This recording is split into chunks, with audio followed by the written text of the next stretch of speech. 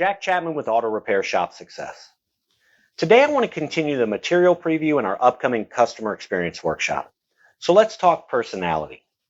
Over the next few weeks, we're going to cover the 4 different types of people we meet at the counter.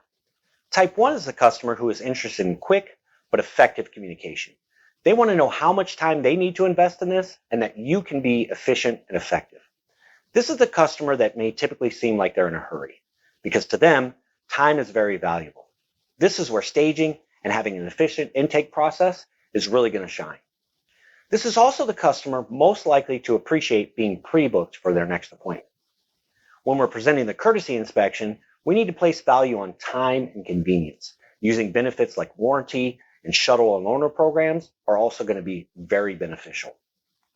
I hope you found this brief look informational. If you want to hear more, join us for our upcoming training.